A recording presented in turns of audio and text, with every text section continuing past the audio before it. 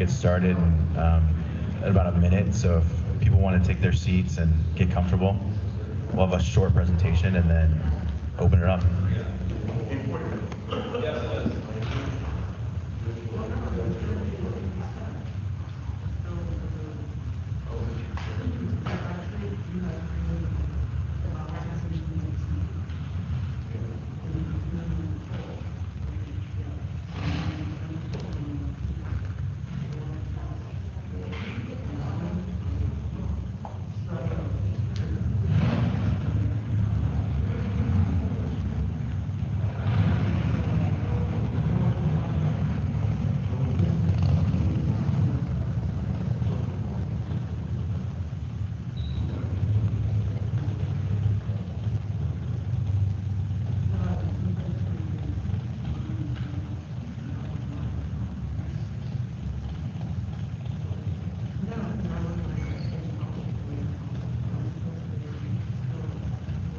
Yeah.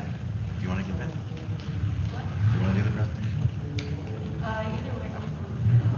What?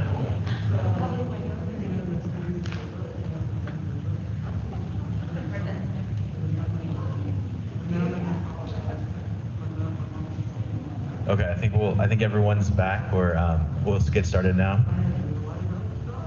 Thank you all for joining us for this Solano County outreach hearing for District 1. Thank you so much for your participation. It's so important during this redistricting process. My name is Chris Chafee. I'm the Chief Operating Officer for Redistricting Partners, and I'm really excited to start talking about redistricting, so let's go. The first element, just to make everyone aware, is that in this redistricting process, the Solano County Board of Supervisors has appointed a redistricting advisory committee. So this outreach hearing is specifically about District 1, and many of your commissioners are in attendance today. And this will be about a 15-20 minute presentation, and we'll be going into the basics of redistricting, a little background more about the Redistricting Advisory Committee, the principles that we follow, but the heart of the meeting really is about communities of interest, and getting as much testimony from the public and those here about the communities of interest that are so important to keep together when we redraw the lines. So first off, what is redistricting? Most people think about redistricting from a congressional level or maybe an assembly or senate level, but really the heart of redistricting and the number of districts that go through it are at the local level. So Solano County went through this process in 2011, and now we're going through it again in 2021 after the 2020 census is completed. And we're really focused in this cycle on the importance of having a redistricting advisory committee and having the public participate in the process from start to finish. So the Redistricting Advisory Committee was appointed, as I noted. It's a 15-member committee with 3 members from each of the 5 districts. And they're really charged with conducting these great public outreach hearings, but their biggest charge is identifying communities of interest, and then reporting those communities of interest back to the board when the board starts drawing lines. And the timeline we're under is the Redistricting Advisory Committee was first appointed. Its first meeting was on May 20th. We held our first outreach meeting on June 23rd. And this is, I think, our 6th outreach hearing. And so we'll be having outreach hearings on each Saturday in August.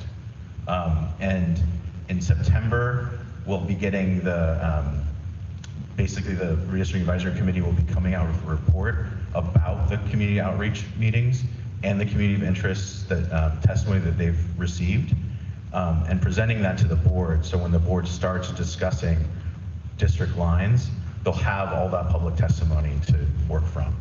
And our overall timeline under the Fair Maps Act is completion of final district lines by December 15th. So just to start, we'll talk about the traditional redistricting principles. The first one is that we want to rebalance district lines every 10 years after the census so that there's equal representation of voters. The second element is contiguous, that all districts should touch, all parts of a district should touch each other. It shouldn't hop and skip. You shouldn't have a donut hole district. But the main thing and the main principle that we'll be discussing today is maintaining communities of interest. It's a really high, important threshold under the Fair Maps Act, and it's why we're having this series of 10 outreach hearings throughout the county. Now, what is a community of interest? They are the building blocks of districts. A community of interest includes ethnic and language minorities and other groups. And I can't stress this enough. It's a subjective idea. So each of you may have numerous communities that you touch every day. And the idea is, with redistricting, is we're trying to define district boundaries based on the communities within it. So it's vital for the public to come forward and talk about the communities that they interact with every day and that are important to be represented in the district maps.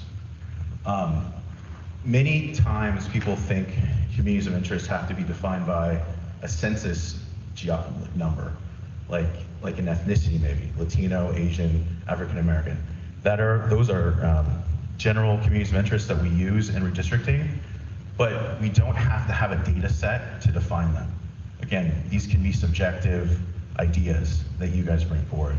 I think the other thing to realize is that while we can use Latino, Asian, African American, or other ethnicities to define as an element of community of interest, it can't be the predominant factor in drawing district boundaries under federal law. So before we jump into some question and answer, these are just a short list of possible communities of interest. So as you can see, I think there's 25 different breakdowns on the screen. And there's many, many, many more of them. So you can see that some of them are defined by industry, some of them are defined by cultural or religious, or language spoken. You can also have geographic features, but there's all types, rural versus agriculture, downtown versus and urban. So there's many different options for you to come forward with when you're describing your community. And then this is something new under the Fair Maps Act, which is the law that kind of guides city and county redistricting in 2021. Fair Map Act actually excludes explicitly 3 different types of communities. Those defined by political party, incumbents, or political candidates. So we can't define a community of interest based on any of those 3 criteria. The other elements that are really hard to define are left-handed people or right-handed people. People that, a characteristic that's just true throughout the county that you can't really draw on a map. So the questions that should guide your testimony if you're going to use the placemat or go online is, does the community have a shared culture, characteristic, or bond? Is the community geographic in nature? So can it be mapped? Are there streets that define it, maybe highways? Is it a neighborhood? And then how would you describe the community's relationship with the jurisdiction and how it is affected by the policy decisions made by elected officials? So why is it important for your community to be represented in a supervisorial district? I think that's the third and sometimes most complicated question to answer. But if you think a little bit about it, I think you can usually find a reason and a nexus between your community and the Board of Supervisors. So the next series of slides are just like a question answer, kind of get you guys started in thinking about communities. So the first question is this a community of interest? A group of renters who live downtown testifies to the city's redistricting commission. Would this be considered a community of interest? Yeah. Yeah. Good. You're right. It's definitely a community of interest, right? It's definable geographically. They share a culture, and they have the common policy interests that they want to be able to lobby at the city council level. The next question is, a historically recognized town dating back to the late 1800s, but now has a minimal population and is within the lines of the county. Now, would that be considered a community of interest? Yeah. You guys are 2 for 2. That's great. Yes, definitely. It's again a cultural community, and can be considered a community of interest for redistricting. So a group of almond and walnut farmers that are concentrated in the rural, unincorporated areas of the county, and they're focusing on having enough water for their orchards. Are they a community of interest? Yeah. Okay.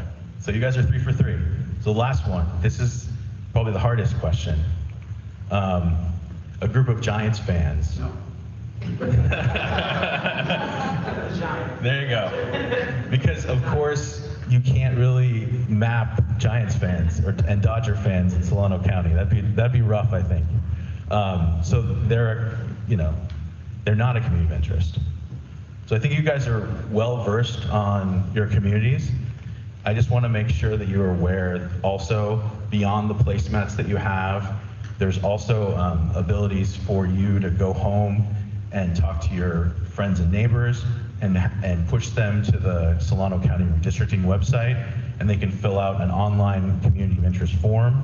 The placemats that you guys have will also be on the website, so you can download those and draw your districts on them.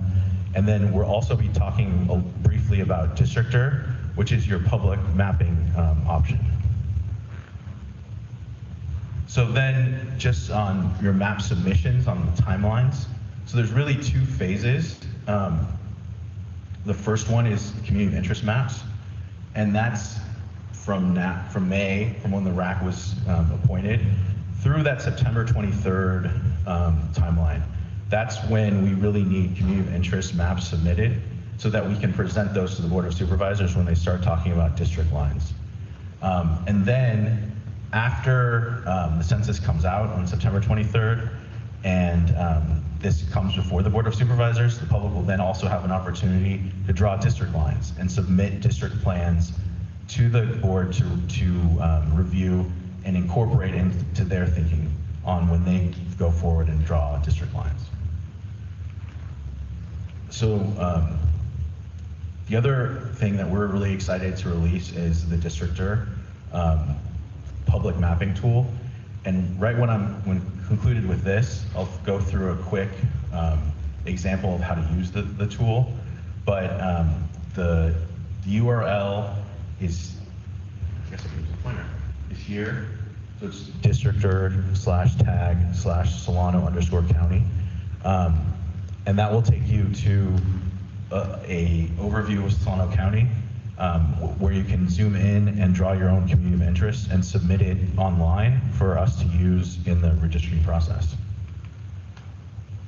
You guys also are the first to have the laminated maps for you guys to use physically to draw your districts of interest, communities of interest, excuse me. These will also be on the website. And then if you're really interested, you can continue to come to these public outreach hearings. We'll have another one next Saturday on August 7th in District 2. And then every Saturday going forward in August from 9 to 11 throughout Solano County.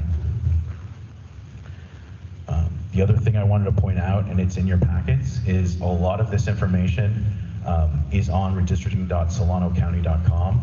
So if you go and you're interested in doing any other submissions or learning more about the process, all the RAC meetings are video recorded and available there for you to review too, if you want to get more information on this redistricting process. So that's the end of this one. And then I just wanted to show you guys a quick example of Districtor.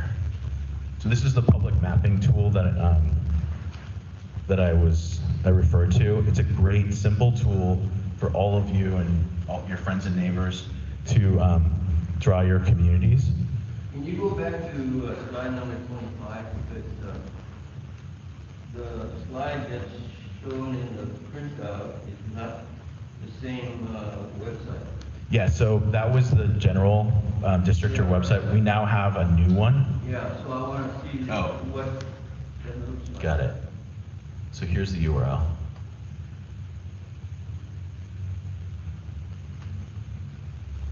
Yeah, it's a lot. Okay. So yeah, so it's districtor.org/tag/Solano_county.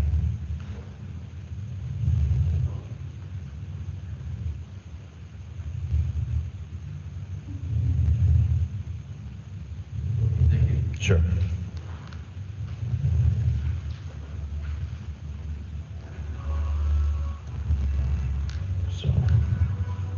So once you jump in, so one thing we wanted to do is just show the functionality of Districtor. So when you get into the Solano County Districtor page, where it says California on the top, it'll actually say Solano County. And there'll be a box like this to identify a community. So you click on that red button, and you'll click into a map, and it'll basically, it will be an overview of the county. But this is an example of California. And one of the things we wanted to do is basically show you a community of interest outside Solano County. So I'm from Sacramento, and one of the things, one of the community of interests that I've worked in for probably almost 20 years now is downtown Sacramento. And so the great thing with Districtor is you can take the paintbrush tool, highlight it up here, click on it, change the brush, make it bigger or smaller depending on how much you want to sweep in, and outline your community of interest. So this is downtown Sacramento. State Capitol is here with I-5 and 5080 going through on one side of it. So you draw your district, and then if you made a mistake, you can use this eraser tool at the top of the map, on the right-hand side, to erase part of the blue. And then the most important part, I think, after you've drawn the district map, is to provide some information to us so that we can easily identify it, provide it a name, talk about, describe what it is, like the geographic boundaries, what the shared culture, characteristics, or bonds are, and then how your COI, or how your community, is affected by the policy decisions of the Board of Supervisors.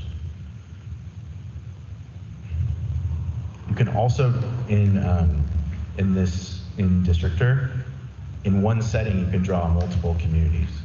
So you can draw like downtown Sacramento, the Broadway or south part of downtown, Oak Park, or you can draw multiple communities, and each of them can be given a new name and a new description. So it's pretty cool. So if you maybe have a community that you live in, or a neighborhood you live in that you want to point out, and then a business area that you commute to, and you want to provide both communities of interest, you can do it in one setting. The other thing you can turn on now with Districtor is important places. So they'll bring up like metro stops, hospitals. Usually the Capitol should pop up, but not on this one. But yeah, so that helps you kind of guide when you're drawing your community of interest. You can also look at the data layers and look at population by race, population by voting age population. So if you're interested in the demographic breakdowns of your community, you can use the data layer section. And you can also use the evaluation tool as well to look at more numbers. But I think the other thing that's vitally important, click the right button, is once you're done with filling out all your information about your community, is you want to save it so that we can see it. Because if you just kind of, until you hit save and share,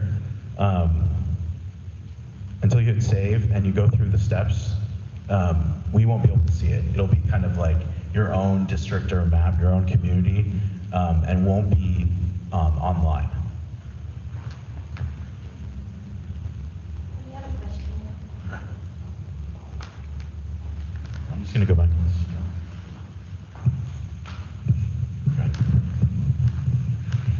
Hi. So just a couple quick things. It doesn't seem very accessible for iPhones, so I don't know if I'm missing out on pulling the menu that it has for the mapping towards the right, but there's no hide data, hide menu kind of thing. You have to toggle to horizontal. Oh. And then That's interesting. And then the map will be on the left-hand side, and Right, the yeah. data side will be on the right. Okay. The other thing was you were speaking about saving it, and if you don't save it, of course, you don't get anything submitted. Is it? Could you also just screenshot it and email it to someone too? Yes. Yes. You don't have to do it through the system if you don't want. Okay. One thing. So this is the Solano version, and one thing that's great is once you do share, it will come up and where it says public gallery, and you'll be able to click on it and see other submissions. Like anyone in the public would be able to see it. Okay. So if my internet works, I think it would click in. But so you can. That's one thing that's great if you share it in from the map. But you could also do the same thing, and your submission would be put on the Solano County website. Like if you've submitted like a screen share. Thank you. Sure. Okay, so the last part of my presentation, I wanted to point out just the placemats that I think everyone got. These are something that we like to use whenever we have public meetings. So this is, I think, the first public meeting I've been in post-COVID. So I'm excited that we're going to get some people drawing on, hopefully, on placemats. So the idea is that just like the COI form online, or the community of interest form online, or the districtor virtually, you can also use this placemat and basically trace your community. Provide a name, your name if you'd like. You don't have to. Put a name would be great. An email address if you want to keep have us email you in from updates about the process, and then just a short description of your community. And if you would do that, that would be fantastic, and we'll make them part of the public record. And what we're going to do with these and any submissions that come through is we'll draw them and make sure that they're available both online and in that report that the RAC is going to give to the Board of Supervisors about all the communities of interest that were discussed at the public outreach hearings and throughout the process. So we're excited. We're hoping we get 4 or 5 submissions today using these placemats, and that's the end of the formal presentation. Gabby and I will be here, and Michelle to help if you have answer any questions, to go through anything online or the placemat. The other thing is, we'd love it if you guys are done with your placemat. We want to come around and take a picture of it so we can capture your public testimony. Yeah, I don't need a mic. I guess it's just kind of like a critique for myself, because when using maps and things in my undergrad, there's just been like layers and complexities to them. A little thing that I've noticed is really difficult with this map, which I appreciate even having something like this. I guess it's just a rare commodity even to just bring up maps nowadays. But it's very hard to define certain communities with, like, a person like myself. Sometimes I get too particular about things. So it's really widespread, because in Vallejo, how it's broken up, there's central Vallejo here, and there's south and north, and so on and so forth, whatever you want to break up. To scale, if I'm going to like start drawing things, it's actually very difficult to talk about the vicinities because there are so many different things in different parts of Vallejo, if that makes sense. No, So, it totally makes sense. And one of the hard parts about doing physical maps, right, is that we'd love to do like a 2 foot by 3 foot, right? Like, yeah. and allow everyone to kind of draw their communities of interest. That's one of the things we like about Districtor is that you can zoom in. Sorry, it's a little awkward setup. But you can zoom in to Vallejo.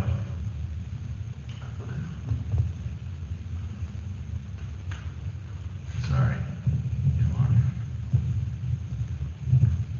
So as you zoom into Vallejo, more and more streets will become apparent, and like you can really get granular with the map.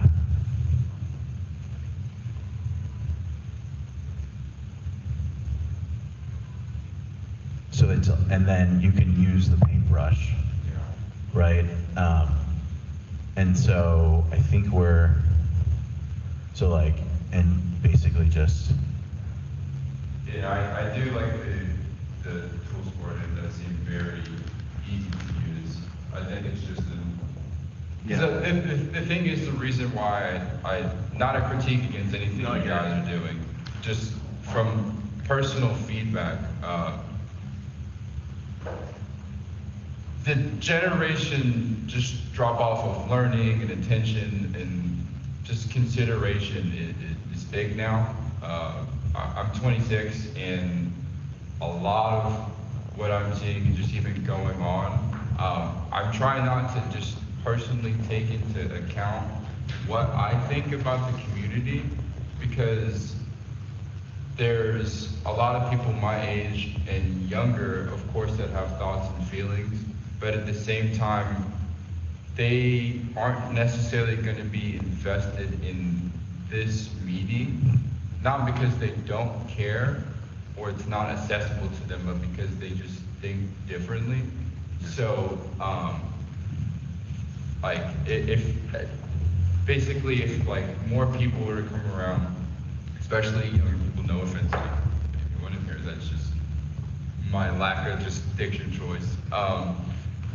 I just think that it wouldn't seem as intimidating for younger people to just be given a map and then say, hey, mark this, because it definitely will be.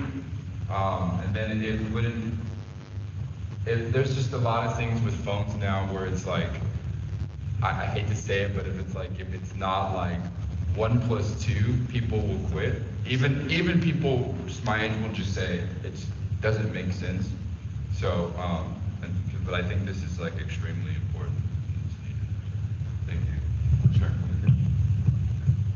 I don't need the main thing. And she was recording the meeting, Oh, so. sorry about that. Just,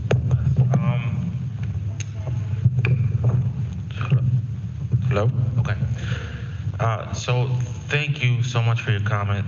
I think his comment raised a point for me around accessibility and what functionality the county has available to find additional ways to get comments from the public. And so to that end, and this question goes to staff and or perhaps to you, is there any technology you're currently using to push out messages through text?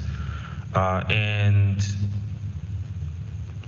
the follow-up to that is, would you be willing to accept public comment through text if there is identifying information that folks are sharing with you for these purposes of informing communities of interest? One of the things we really believe in Registering Partners is that if someone submits a map on a napkin and drops it off at a county office, we'll use that and digitize it and make it available to the RAC and the Board of Supervisors, just like if someone submits something through Districtor. It doesn't matter the medium that is used. it's the comment, right? If a text talks about kind of a geography and a community that should be kept together for redistricting, that's community of interest testimony that we need to catalog and make sure is available.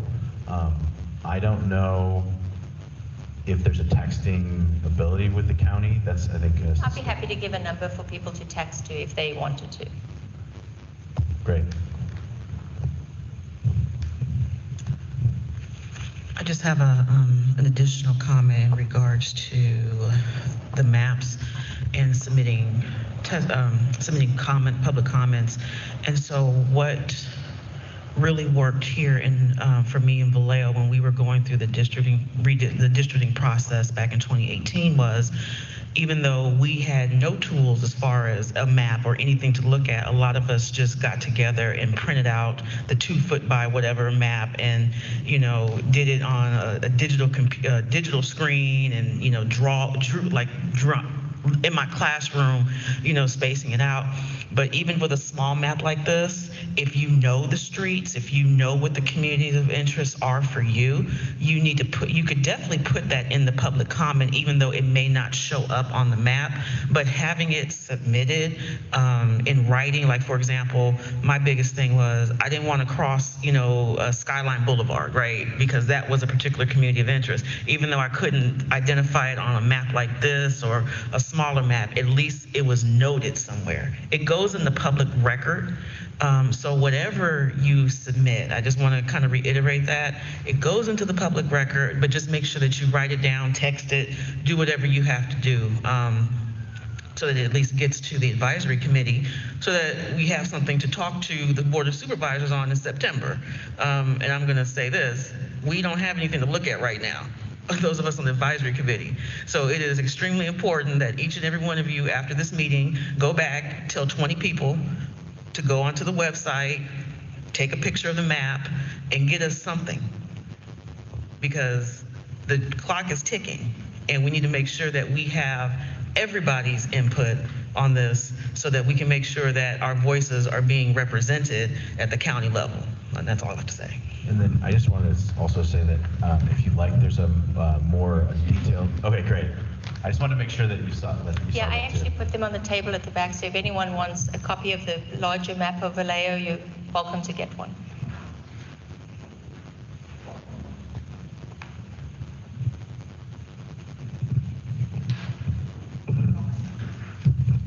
It might be helpful to show the existing district.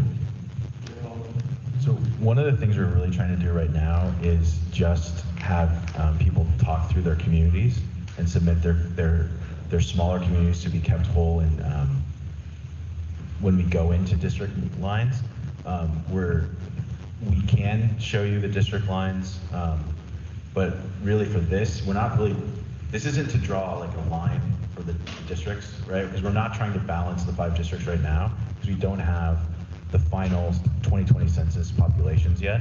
So we can't really do it with any specificity. But one thing we can do right now is have you talk about the community that you live in, maybe that you work in, that your kids go to school, or and really dive into like the nitty gritty, like this gentleman was talking about, like the specific communities in Vallejo that you really want to make sure are connected and in one district. I think that's vital testimony for the RAC, and down the road for the Board of Supervisors to hear. Slight off-tangent question. Do you guys use GIS? Yeah, yes, we do. Okay. I know that I've seen it like a couple times on, I think, Solano's website, but is there a district there with GIS at all, or is it just? So district is, it's built off of an Esri plugin. So this one is built with census blocks as like the building blocks for drawing your communities of interest. Okay. And then internally, Redistricting Partners uses both Esri and Maptitude for redistricting. to draw district lines and to input these community of interest maps, so that if you, like for example, if you submit a community of interest map on your placemat today, or using any maps at all, or sketching, we'll take a picture of it and we'll digitize it into Maptitude and then make it available on the county website, so it will be noted for the next 10 years and throughout the districting process.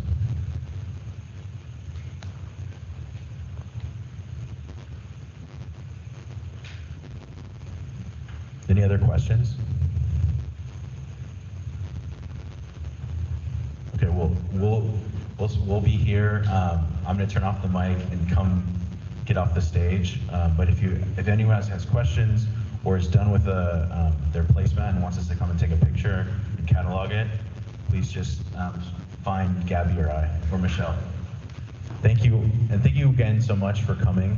And a reminder, if you have friends and neighbors, there'll be another one of these next Saturday. It's at the Cordelia Library. Thank you again.